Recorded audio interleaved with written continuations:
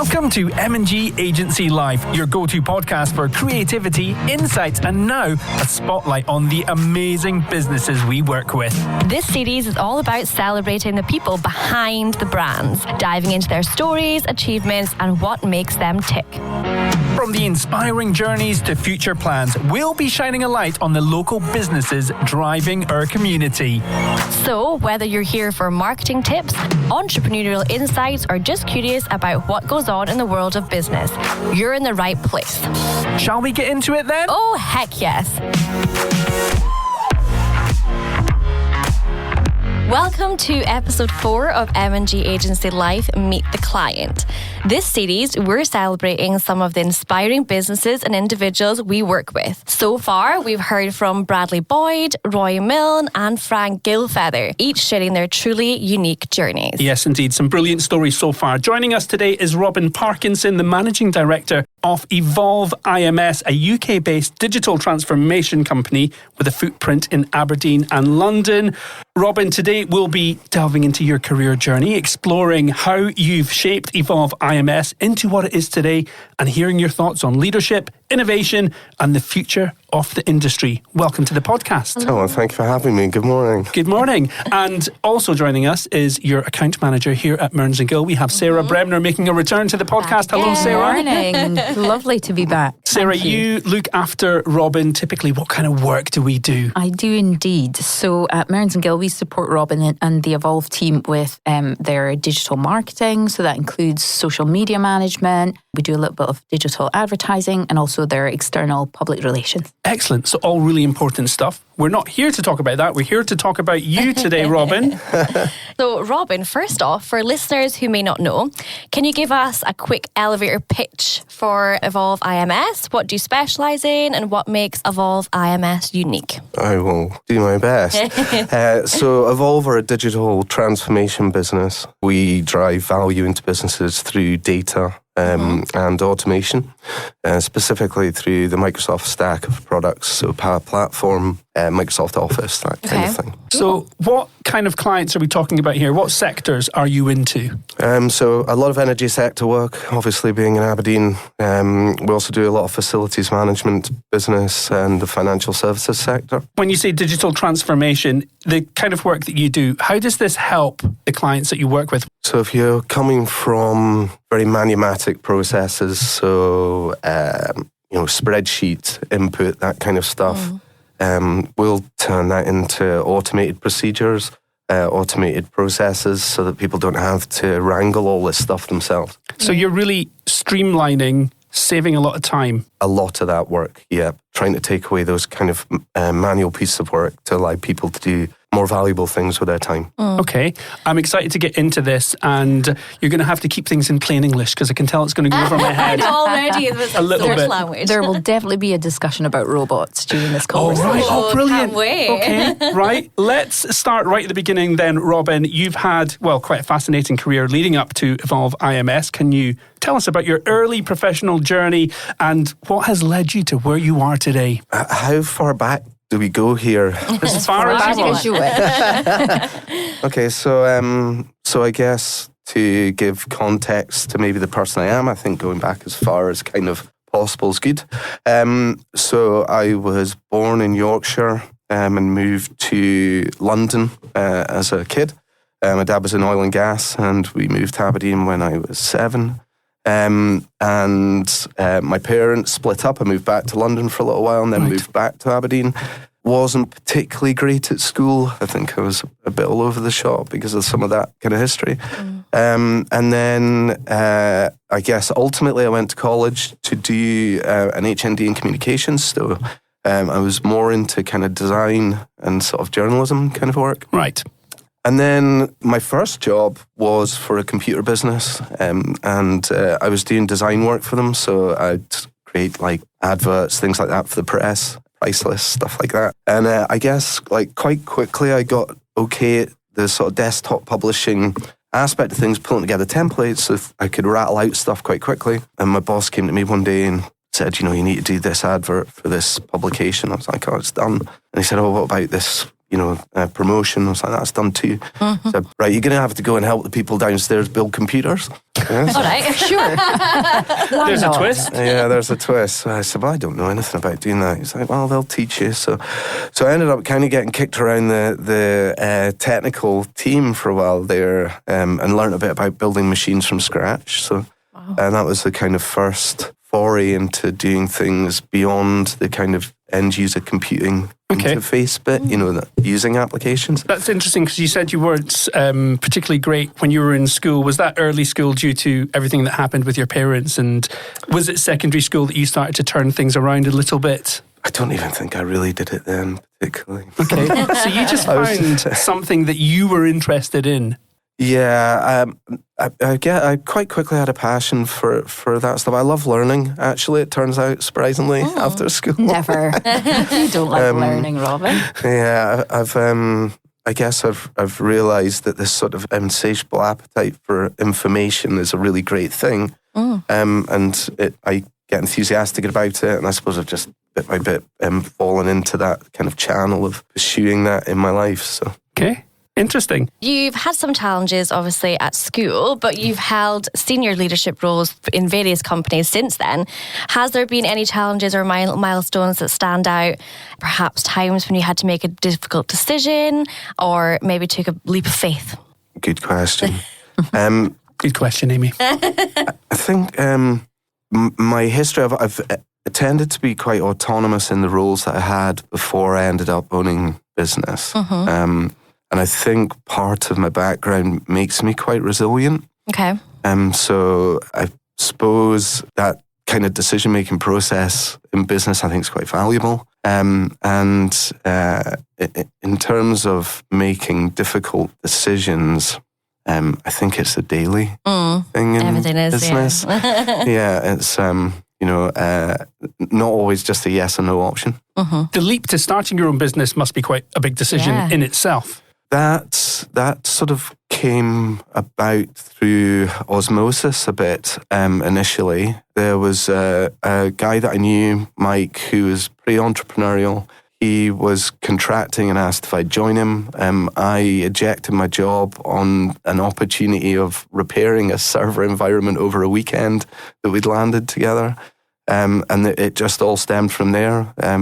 I was on a pretty meager wage at the time, pretty up for trying to develop my career. I think we probably did half my salary in labour over about 5 or 6 days for the year. So I was like, right, okay, this is the way it goes. This is where we need to be. That makes sense. I was going to ask what led to your involvement in Evolve iMS, but I think you've just kind of answered that. Did you always see yourself running a business? Or, I mean, I guess it's kind of happened quite naturally based on what you've just said there. Yes, I think I've always been a bit of a kind of free bird, and I didn't intend to run my own business. It's just partially opportunistic and partially maybe being in the right place at the right time, seeing something that I wanted to go after. I worked for a couple of companies before I worked for myself, and I saw a lot of things in there that I didn't really like and thought could be done better. Okay.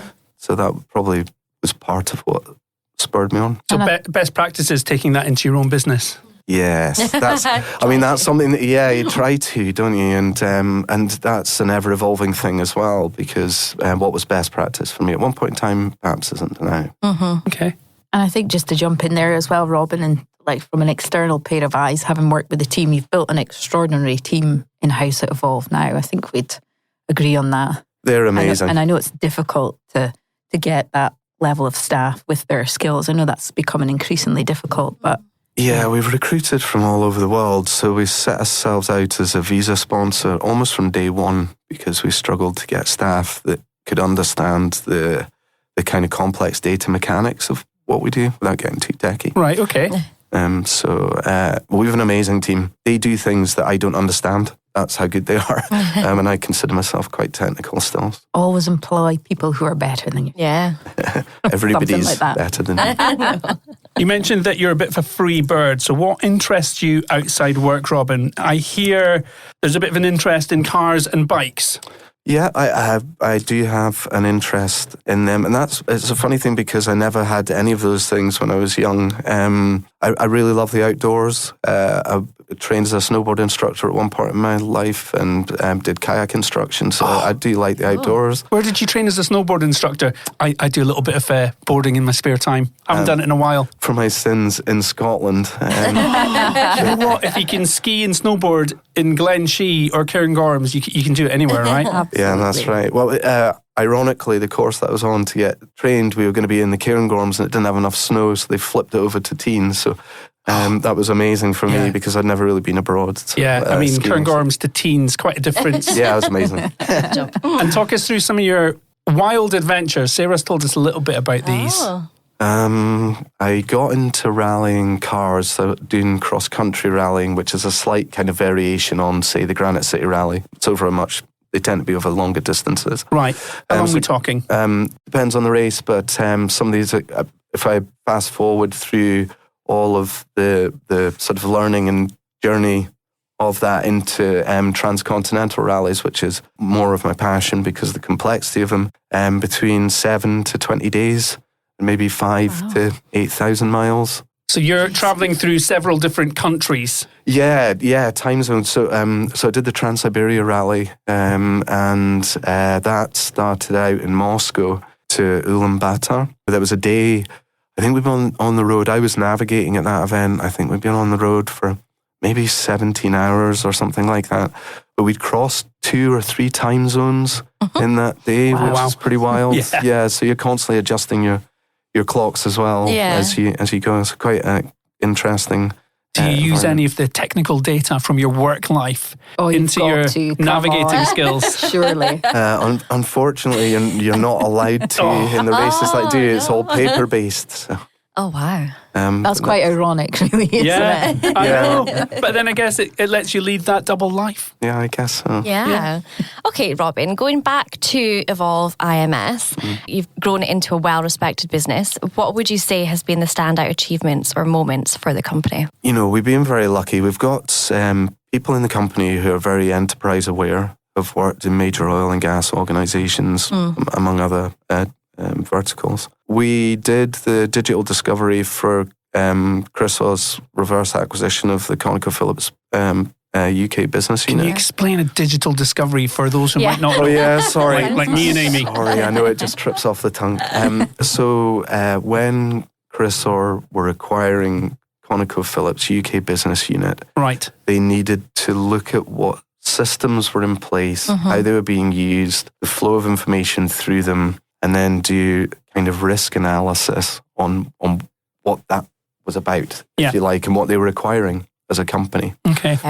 So that discovery process is a deep dive into what's in place, and then beyond that, how that gets ported into the new world that they're going to have. Okay. So it's fairly extensive, and because Chrysaor were really a small company, if you like, back then, now Harbour Energy. And ConocoPhillips was a huge organisation run out of America, so and they were just acquiring the British part of that. There's a large bit of disentanglement from the US and right sizing for Chrysaor as well. So that was an exciting project for us, and I think it was quite pivotal. It moved us into doing a lot of work for Chrysaor at the time, and for Harbour Energy beyond that, who's still a customer. So you're working with some big players. We work with 4 or 5 PLCs. Right. So our clients range from we added IT support services to the business as a natural development. So a lot of our customers now, we have a range of customers from being very small, 1 or 2 people, right the way up to £4 or £5 billion turnover companies. So a real spread. But in the data space, the automation space, 50 million up is kind of where we tend to find the most desire for what we do. Right, Sarah mentioned robots, so I wanted to ask about AI. Obviously, it's a hot topic right now. Everyone's talking about it, from using probably the basics like ChatGPT and things like that. How is Evolve IMS innovating in this area? Okay, so we've been writing robots Funny thing, I always wanted to get into robotics, but I didn't realise that they would be software robots. I always thought there'd be things wandering about doing things. Yeah, okay. Like cleaning your house and things. No, that's what I was thinking you were meaning. Everyone Please needs a create one robot of like those. that. Yeah. They're coming. Like, good. Okay, They're great. I'm coming. glad. Yeah, this kind of hyper-personalised experience is on its way. They're coming for our jobs. No, you'll be not. fine. Don't worry. They're going to be coming for some jobs, but I think we'll find other jobs. Yeah. We to always do. That's hear always been the case. the phrase that AI won't take your job, but someone using AI will take your job. Perhaps. Tell us about how it's working for you and how you use it. Yeah, so we've done robotic process automation for a long time. So to demystify that, as a simple example, instead of you populating an Excel spreadsheet, we would write a bit of software that can populate it for you. Oh, sounds like a dream. So when you scale that up a bit, you might have hundreds of spreadsheets that you need to be checked, cross-referenced, populated, amalgamated, and then turned into something else like a report or a dashboard or something like that. So we've done a lot of that for a long time. We got into doing agents. So these annoying things that when you go onto a website and it says, do you want to chat? Yeah, quite often you think you're talking to a real Actual person. person, yeah. Well, they're getting a lot better at that, right? Yeah. You mentioned ChatGPT and that whole sort of Gen AI journey that the world is going on now. And that's a development beyond these sort of chatbots that we had into something a lot more, I feel, meaningful and engaging. So if you've used ChatGPT or any of these generative AI products, which are conversational or create pictures for you, this kind of thing, you'll find they're becoming more and more engaging. It feels like you are actually speaking to a person. Yeah. So Who this cares? is all massively changing the landscape, isn't it? It is, and we're just at the start of that journey. And this is a perfect opportunity to talk about Nexa. I think, Robin, you've got to give the team a heads up on that. Right, this is why you're here, Sarah. Keep us on track. So, yes, we've done a lot of work with GPTs, like ChatGPT, Yeah. and these agents, these chat bots for companies, and we saw a need for something that was much more sort of laser focused to business than ChatGPT is. So, if you imagine, I don't really like it as an analogy, but I can't think of a better one where if ChatGPT is a bit like a machine gun, we were looking for a samurai sword. Okay. So, something that really can focus on the business and the need of an individual, like hyper-personalized, Right. either to a business or to a person. So, Okay. we developed a generative AI product ourselves called Nexa, which is really, it's limitless. It's been designed in the first instance to do HR type of functions for a specific client, but it was driven partially by them saying to us, we want to capture the competitive advantage of our business, what we classify as the genius of our business. How could we do that? So by enabling a conversational tool to ingest information from an individual or a business, you can make it respond in a very refined, domain-specific, business-specific, topic-specific way that's controlled by you. So if you write a document and say, this is the information I want you to use to respond to users with, that's how that conversation will be driven. Wow. It blows my mind to It's think that fascinating. you've developed this Yeah. AI tool yourself, and you spoke about having a remarkable team of technical people. How does this sit you against your competitors? It must put you ahead of the game. I'd like to think so. Certainly from a personal perspective. I mean, I started, because I've been writing agents myself and because our team are so busy, I started writing Nexa myself. So I put a lot of time into it myself at the front end to understand the mechanics and the contextualization of conversation, which is a kind of bizarre journey because it started out being all about me trying to code a complex thing and ended up becoming all about grammar and English and speaking right. and what a conversation means and how you drive it. Also about psychology, I guess. There's an element of that. Some of that's driven from within the system, if you like. But how do we think? And it's hard not to introduce biases when you're doing testing yourself because you ask it say, slightly differing questions. And there's obviously a pattern to the way that you think yourself. Yeah. So I had to extend some of the testing to other people, which led to some really interesting results. Because, within, let's say, a day, someone came back and went, it doesn't respond well to this. And it was the way they were asking questions, say mathematical questions. Prompts, yeah. Yeah. So we're trying to make it so that it's really versatile. So you can ask it, how many moons does Saturn have? But also ask it, what is our policy on safeguarding and vetting? Okay. And how's Nexa been received by your clients so far? I mean, you've obviously rolled it out. It must be quite new. It's very new, yeah, and it's entirely tailorable to each individual instance. So it's been met with enthusiasm. A bunch of questions of, what are our use cases? So I think there's some questions and answers going on within clients on that. Because it can run privately, so it can run from our own ecosystem directly connected to clients' ecosystems, our network to their network, our computers to their computers. Thanks for that clarification. We need that. Without the internet. Yeah, offline, which I was is... going to say, wow. blows my mind. Yeah, so we can put a machine into, I guess, in simplistic terms, airplane mode. Okay. And still use it. Wow. So we could use it on a plane, for example, without internet, without Wi-Fi, stuff like that. So no disruption, which is... Yeah, no disruption and very safe and controlled, which is one of the fears of a lot of the Gen AI revolution is, where's my stuff going? Yeah, exactly. So why should the companies you work with use this product? They need to understand their need themselves to decide whether or not it's something that they should use. Okay.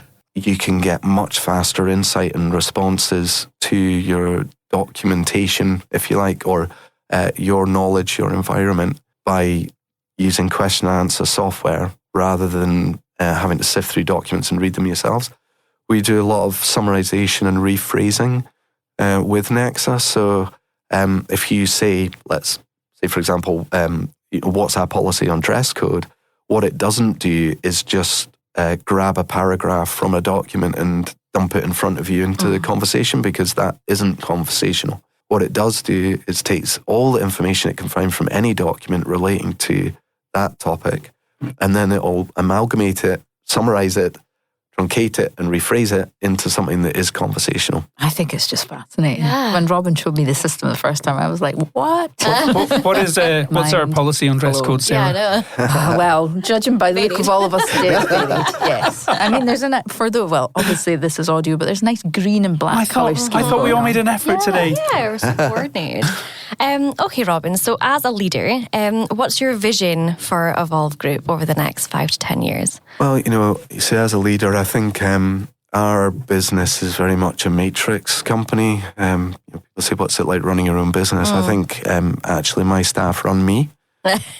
So the vision in some ways is driven by our customers and then what our staff want to do. Okay. So that's one part of the puzzle. And being a tech firm, the world we live in is another part. So things that I didn't expect to be possible are entirely possible now that weren't 4 or 5 years ago. Yeah. So, we're constantly sort of seeking out where that's going to take us. We'd like to be much more multinational. We do a bunch of work internationally, but I'd like to see us have offices around the world so we can do more like follow the sun kind of coverage. So when it's 8 o'clock at night, we can provide better services to people because we're not that big an organisation yet to have full 24/7. Do a lot of your team work remotely? You have an international workforce, don't you? We do, but all of them are based in the UK. Oh, right. Okay, I see. So we've brought people here rather than having them work remotely. We have had people in the past contracting to us internationally, but everybody's based in the UK. But yeah, we've got people in Glasgow, Cambridge, Luton, London. We've an office in London, so but people dotted around. But the majority of people are in Aberdeen. Okay. We still run hybrid working, work from home, all that kind of stuff. IT doesn't sleep, so I've always had an opinion that we should be very flexible in the way that we work with our staff. Touching on leadership, I think it's particularly in this day and age, maybe after COVID as well, constantly being re-educated. When I first sort of started out in business, my stepdad used to say to me, if your shoes aren't shined and you're not wearing a tie, then you're not going to work, kind of thing. You're not ready for it. And, nowadays, people are really dressed down. And I think I've learned that that doesn't affect how brilliant they are. Yeah, definitely. Okay. that. Yeah, it's quite an old school thought, that, isn't it? The whole, but I guess it's almost the whole thing about being ready. Looking ready, but actually being ready as well. The frame of mind, maybe. Yeah, we've all been there when we're working from home and you're like, oh, just put on a comfy pair of joggers and Aimee, we've seen you in your PJs on those Teams On the calls. production meeting on Monday. I know, it was a shock for everyone. Which is also my work from Oh, home it's day. 9:30. Oh, jeez. I've been up for ages. What are you talking about?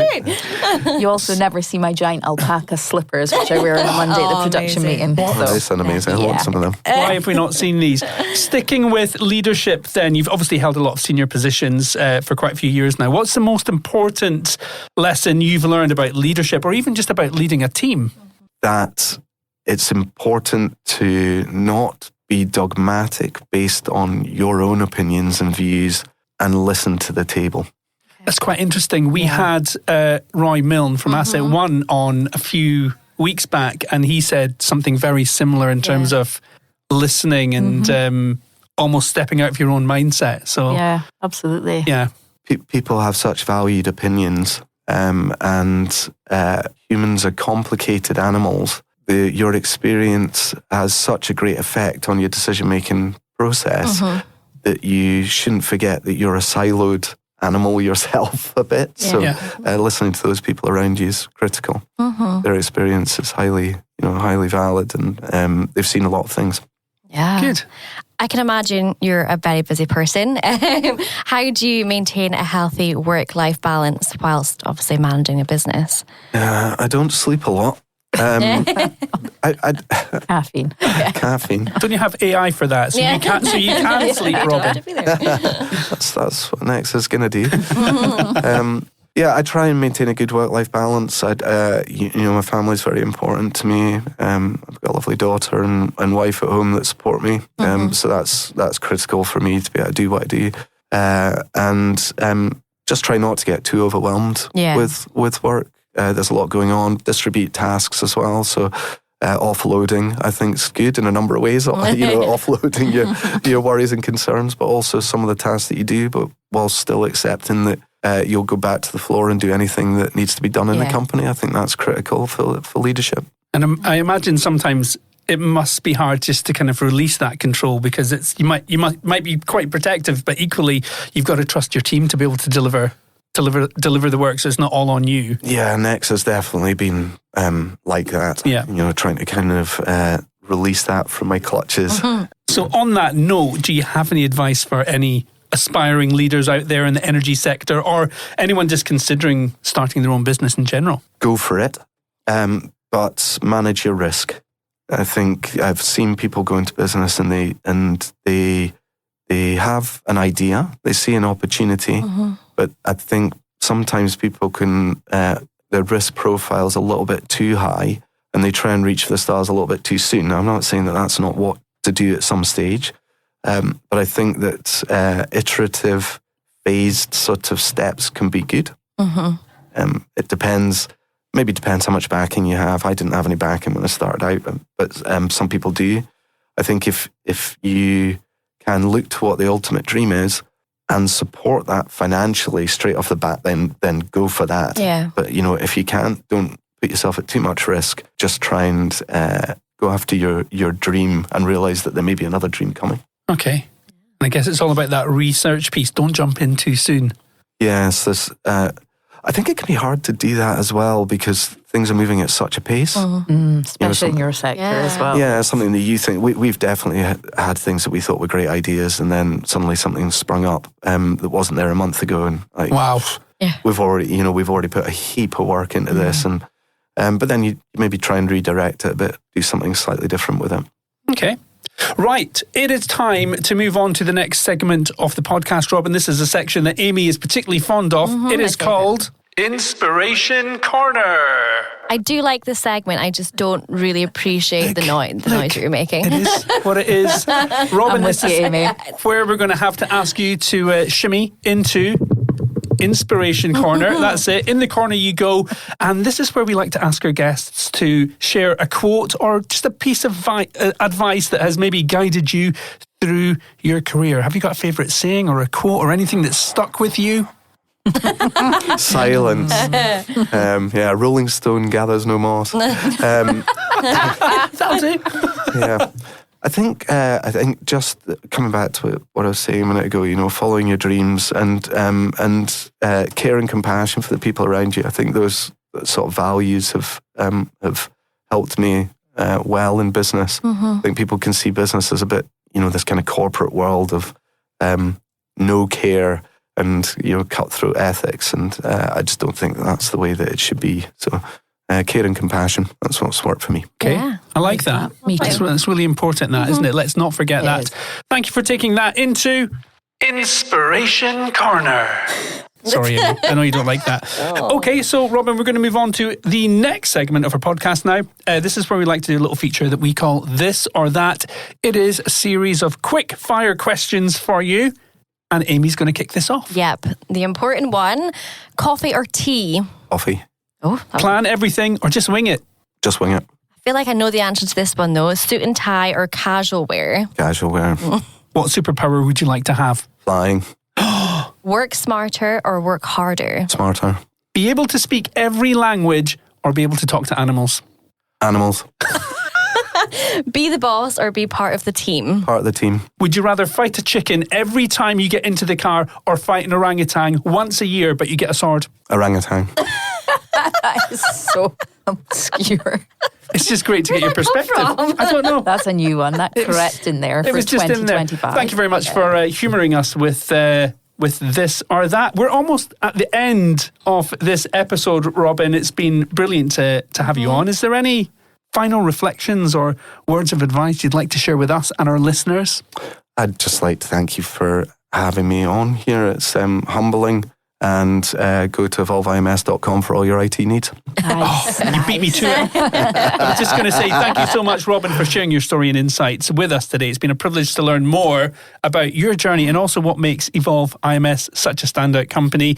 I was going to say, if anyone would like to reach out to you to find out more, where can they find you? evolveims.com. And are you on LinkedIn? I am, yep. Yeah, hit me up on LinkedIn. So there we go. We can continue the conversation there. Yeah, and as always, if you'd like to know more about anything we've discussed, just drop us a line.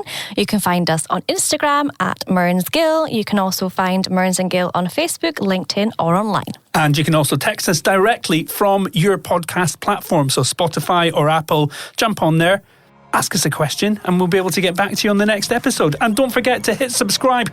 That way you'll be notified when the next episode drops. Next week, we will be putting Rebel PT through their paces. That is next time, though. And we'll catch you then. Bye. See you soon.